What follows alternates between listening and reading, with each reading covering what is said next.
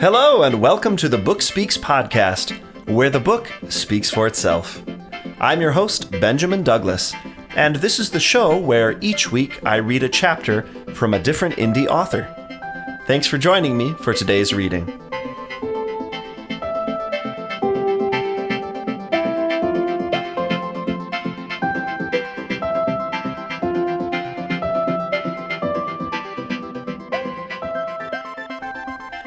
Hi, everyone, and welcome to episode number 14 of the Book Speaks podcast, where the book speaks for itself. Today we're doing another something completely different, which I feel like we've been doing every day for a few weeks. That's all right. It's fun. New genre today. It's young adult romance with author Stella Wilkinson, who I'm very excited to be featuring and reading from today.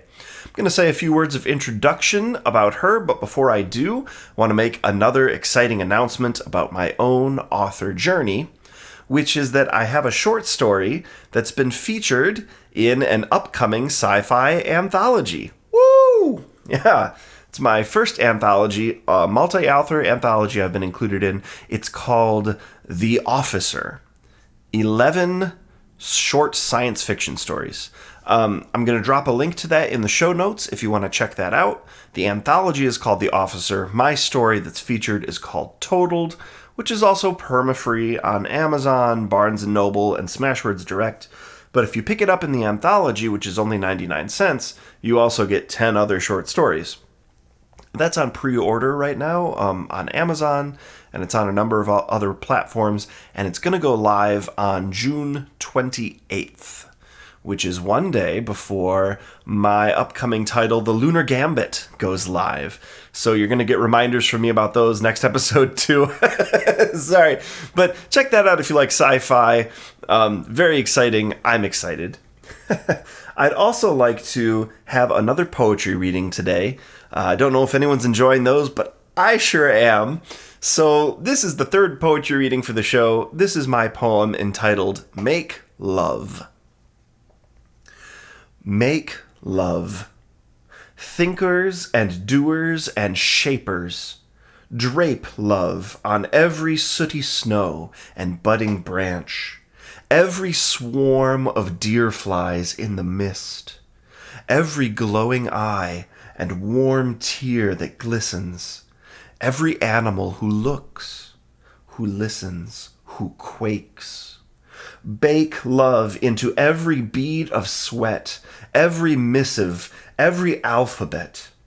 Love until it's done, till you are lost and lame, dismissed, until your very breath, undone, denies your kiss.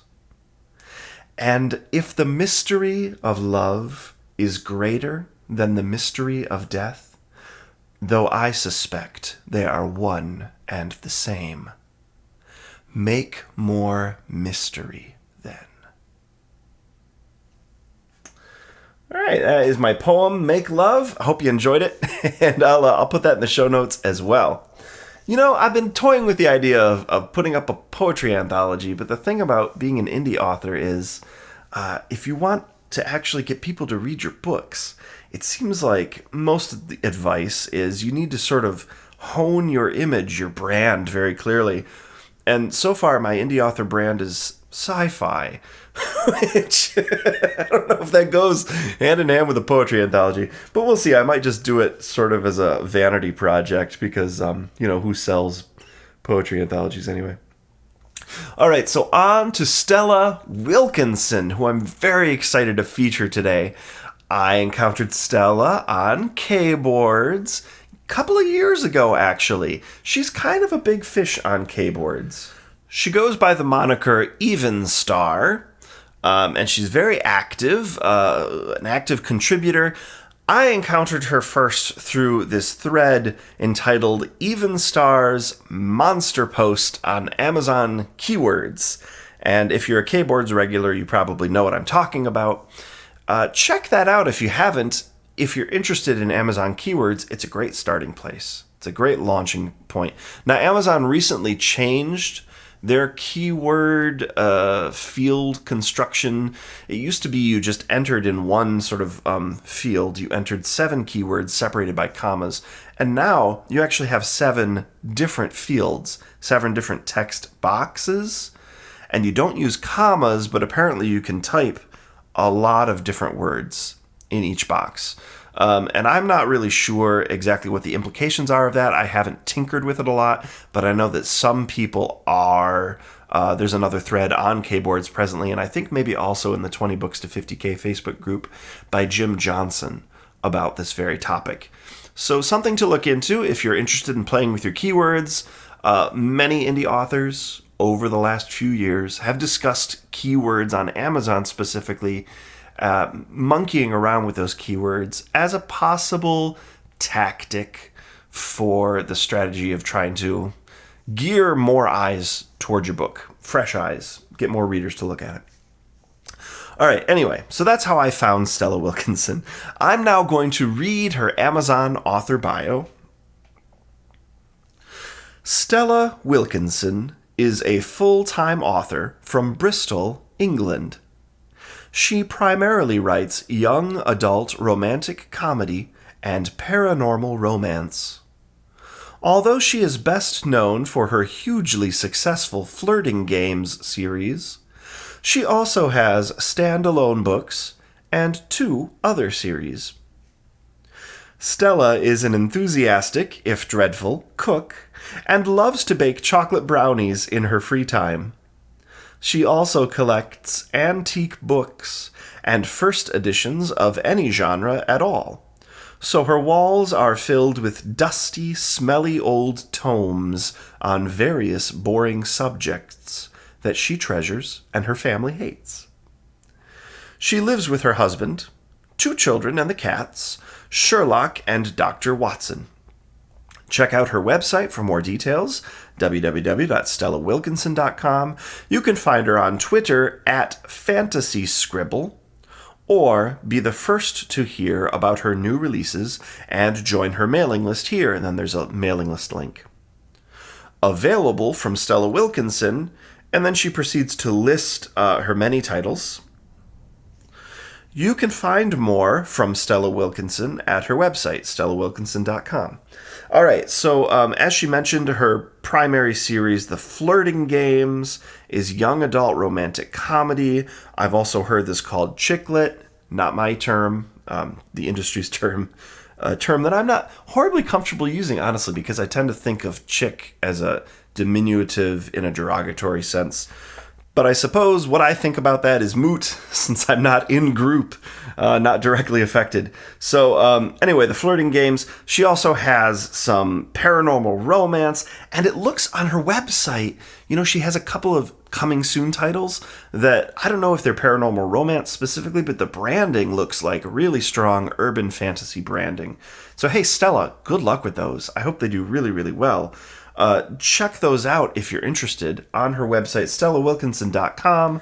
The titles to which I'm referring are Guardian of the Grail and Guardian of the Spear. Those will be the first 2 books in her upcoming Immortal Blood series. And they look really slick. Like the covers are just really, I guess I could see those being paranormal romance. But they definitely have sort of a urban feel and a fantasy feel as well. So yeah, those might be really on market. They certainly look like it. So yeah. But The Flirting Games, these young adult romantic comedies. So I've been thinking about young adult literature off and on, not because I'm interested in writing it, because I'm not exactly at all, but because as an adult reader, I have enjoyed some young adult literature, like Harry Potter, obviously, The Hunger Games, sort of the big hitters from the last couple of decades that have come out of this sort of intersection of young adult and mainstream marketing. And there's this idea out there that there are young adult readers who read young adults, and then there are adult readers who read young adult. And then there's this whole other cross-section of like children readers who read young adult. Like they're like reading to look up to these people. which I guess that makes sense to me. I don't know, when I was a kid, like, the young adult lit that I read was like the Boxcar Children, the Indian in the Cupboard, the Rats of Nim series. And then at some point, someone introduced me to Tolkien, and someone else introduced me to Michael Crichton, and it was all over from there. But when I was a kid, we didn't have e-readers. We didn't even actually have the internet. Like, we got, in my family, we got a computer with internet capability, I think maybe in like 1998, when I was in 8th grade or 7th grade. So my childhood was analog, and my adulthood has been digital. I'm an old millennial like that, a pre-wall millennial, as they call us, right on the cusp of Gen X and Gen Y. And so it's a different world now. And you got to think, if you're writing young adult and you're writing ebooks, there's a problem here, which is that we purchase ebooks with credit cards. And children, and very often teenagers, don't necessarily have access or unlimited access to credit cards. They have to go through their parents to buy things. And children's literature specifically is a whole nother kettle of fish we're not even going to touch today. I don't know how you people are doing that, but kudos to you. Anyone who's writing indie children books and doing well, that's amazing to me. But young adult lit, I was listening to the Science Fiction and Fantasy Marketing podcast this last week, as I do every week, and they had a guest by the name of Katie Cross, who was discussing this very thing because she writes a lot of YA literature, and she talked a lot about Wattpad as an avenue to find readers, because Wattpad is free.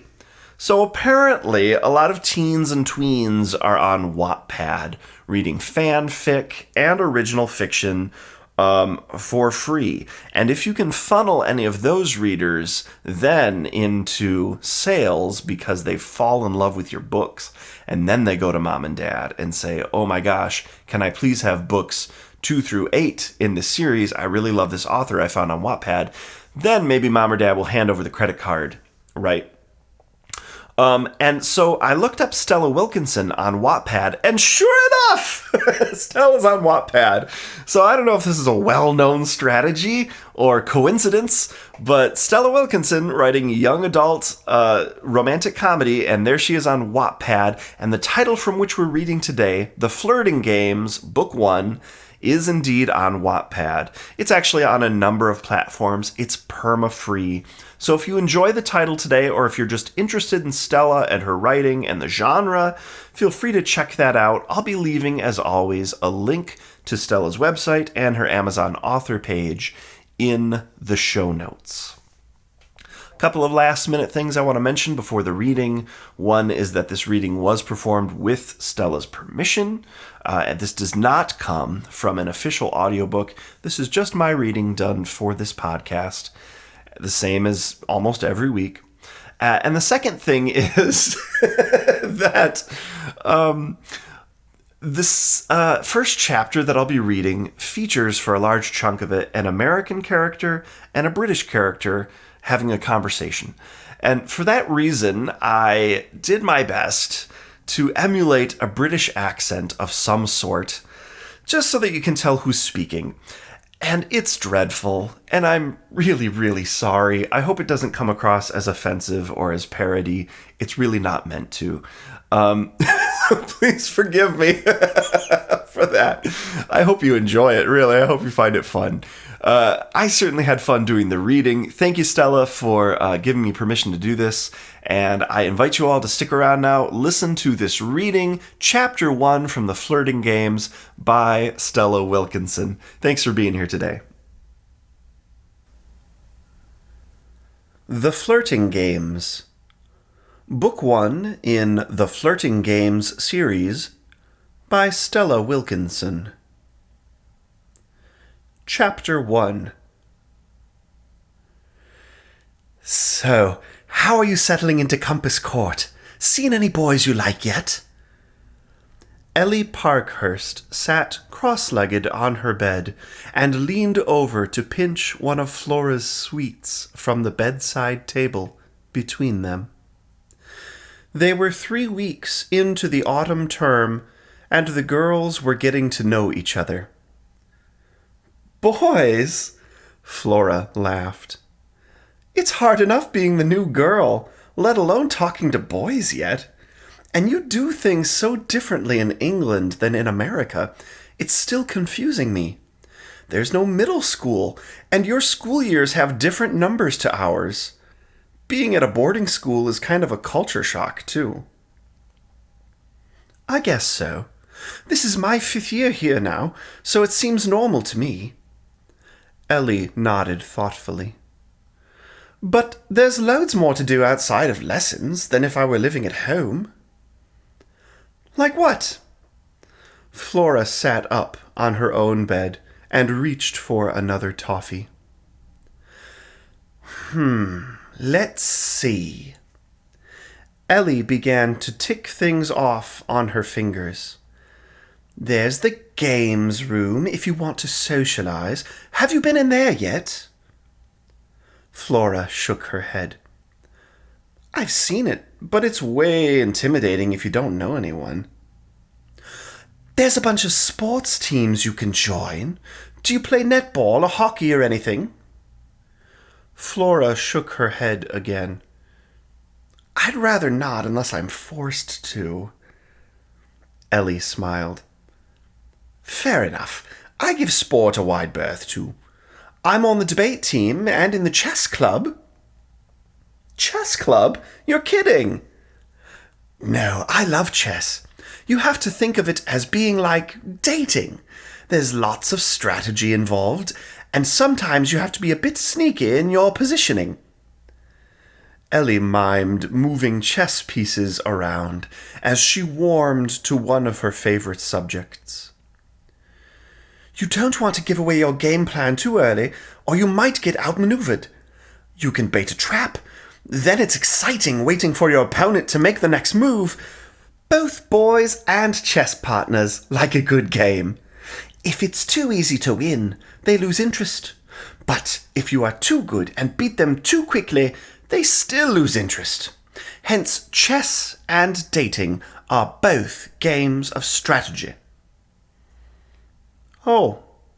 Flora looked bemused. "Have you had a lot of boyfriends?" "A few, though most of them were too scared of my big brother to do more than hold my hand." "Your brother Alex?" Flora sounded surprised.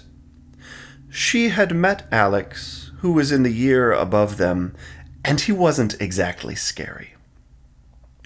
"Not Alex, Jack. He left at the end of last term for university. I didn't realize how dull it would be here without him. He and his friends were really daring, maybe a bit too wild sometimes. They used to get into some right scrapes, doing midnight kitchen raids, going swimming in the river at night, that kind of stuff. He used to let me tag along sometimes. Jack is cool. You'd totally fall in love with him when you meet him. Everybody does." "Wow." Flora's eyes widened. "I'm an only child, but some of my friends back home have brothers, and they say they are a complete pain in the ass." "That's probably true of most brothers. I'm not nearly as close to Alex, but there's nearly 3 years age difference between Jack and me, so I guess we don't have so much to fight about. He spoils me, really, but he also still thinks of me as his baby sister he has to protect." Ellie reached for another sweet. "In my 3rd year, he caught me kissing Bryn Dawes in the common room, and he threw him against the wall and held him there by his neck, demanding to know what he thought he was doing." She giggled at the memory. "Jeez, no wonder boys were scared then." Flora began to chew a fingernail, then quickly whipped it out of her mouth as she realized what she was doing. She was determined to break the habit this year. "So what about you? Have you got a boyfriend back home?"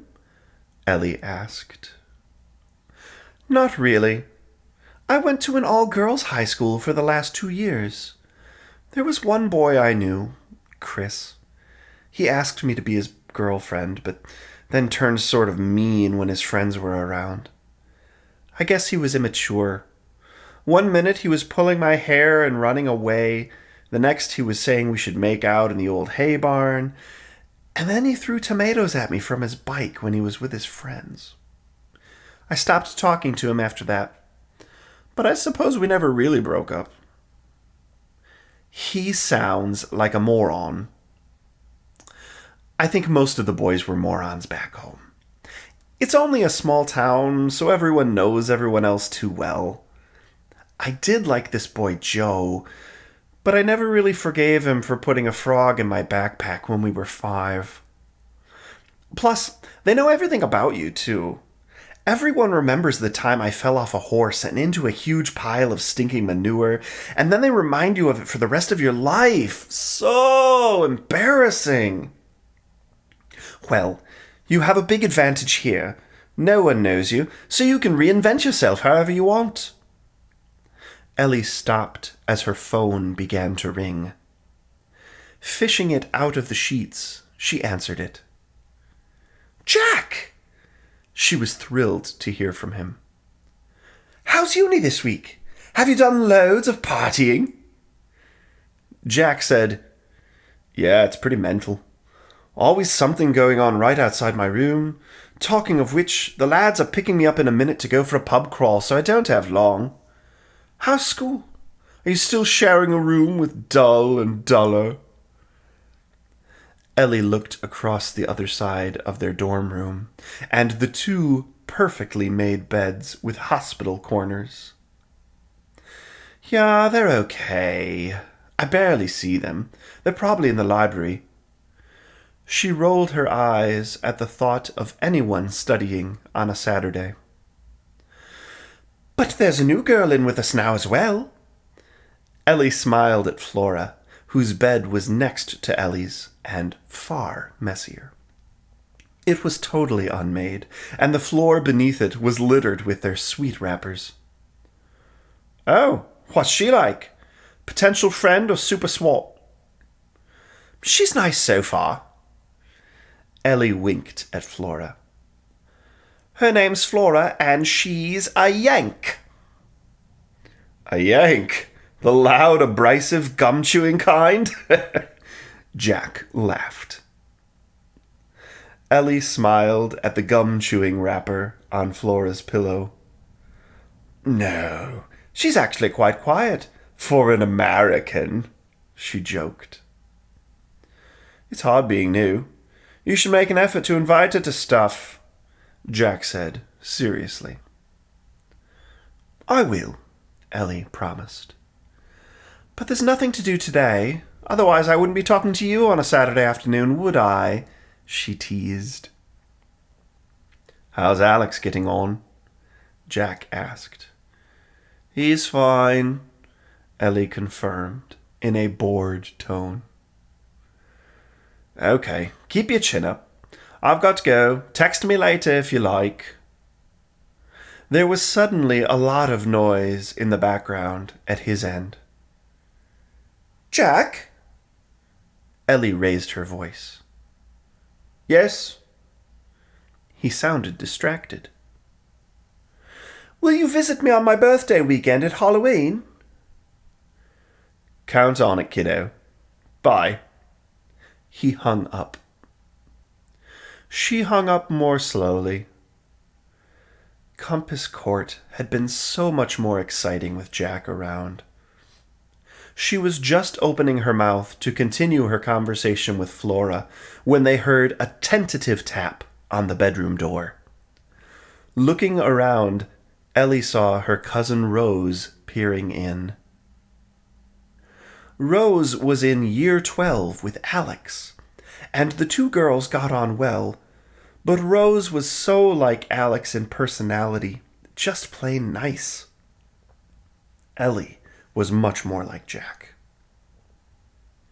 Hiya.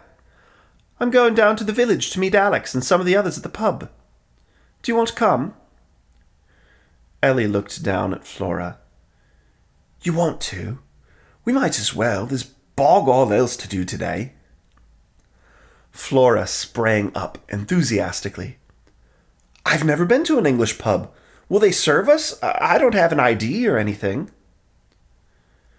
"You're allowed to buy soft drinks. They don't need ID unless you want alcohol."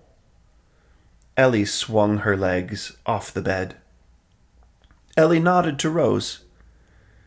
"Yeah, okay, thanks. Give us 5 minutes." "Sure." Rose smiled and turned to leave. "I'll be in the common room." Ellie grimaced at her reflection in the mirror. Her fringe was sticking up all over the place. Not how she wanted to be seen. At nearly 16, you didn't let boys see you going about looking like a scarecrow. She pulled a brush through her long, dark hair and added some mascara to her lashes. She had finally been able to persuade her mother to let her buy some makeup this summer. She wasn't really allowed to wear it in class, but she had been sneaking on mascara all term. It made her brown eyes seem brighter and gave them more impact. Of course, wearing a school uniform did no one any favors. But in Oakworth, the local village, she could dress how she liked. So she added some cherry lip balm, too. Looking down, she was happy with her outfit. Black top with long trailing sleeves, and tight black jeans with her favorite gray suede boots. Flora spent a couple of minutes attempting to collect the sweet wrappers off her bed and putting on her shoes. Ellie's mind was still on the phone call. It was nice that she had Flora now, but school was boring without Jack. What she needed was a new challenge, something to liven up the year. She flicked her hair over her shoulder, leaned forward to kiss the mirror, and decided she was good to go. Nathaniel Naverly smiled at himself in the mirror. He ran his hands through his blonde hair and flexed his chest. His reflection pleased him. 5 years of school sports had filled out his upper body. Now his shoulders were wide, his stomach tight, and his arm muscles looked toned. He'd spent a lot of the summer swimming, as well as playing plenty of football and cricket. Now, back at Compass Court Boarding School for the 6th form, or Year 12 as they also called it, he reckoned he was ready to pull anyone he wanted. He knew girls liked him. They thought he was cool and good-looking, and he'd spent the last few years learning how to impress them. Impress them, seduce them, and then dump them. And now he wanted Rose Falcon. He'd been planning it since the start of term. It was not motivated by desire. It was the chase. This year, Rose had returned from the summer holidays all grown up. All his friends had noticed, too. Rose was suddenly extremely pretty and shapely, yet still very much the innocent when it came to boys. In fact, she was exactly his type. He thrived on the challenge of getting shy or difficult girls. Unfortunately, once he had succeeded, they weren't a challenge any longer, and he lost interest. It would be depressing, except that he didn't much care for the company of girls anyway. He was a guy's guy. He had a group of male friends who he thought was great, and that was all he needed. It was almost amusing that half the girls in the school seemed to hate him, yet they hardly ever said no. He and Rose had so far had very little to do with each other for the first few years at Compass Court. She was in a different schoolhouse. He was in North Tower, and she was in West Tower. They had 1 or 2 classes together, but had different friends. He didn't see anything particularly interesting about Rose. She was generally quiet, probably fairly boring, barely noticeable to a popular boy like himself. He had honed his skills a lot in the last year. His usual game plan was to do his homework on each conquest as if he were studying for an exam, gathering information from her friends. It made it so much easier if the girl thought they had lots in common. So, to get close to Rose, he had befriended Alexander Parkhurst.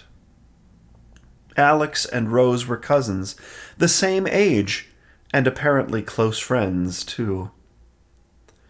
Her female friends were bound to be suspicious of him, so he wanted Alex to like him. Surprisingly, Nate had discovered he actually liked Alex. He had thought Alex was kind of a geek, but as Nate made efforts to get to know him, he had discovered that Alex was fun company with a really dry sense of humor. It was good to be back at school, back in the familiarity of his room at Compass Court. He took one more look at himself, wearing nothing but a pair of jeans, and flexed his muscles at the mirror again. Yes, he was ready. He dragged a t-shirt over his head and fished his trainers out from under his bed, found his socks still stuffed inside, and pulled on socks and shoes. He and Alex were going into Oakworth Village. They were meeting up with Rose in the Fox and Hounds pub. He grinned, thinking the name of the pub was apt. He stuffed his wallet in his back pocket and headed out to meet Alex in the school courtyard.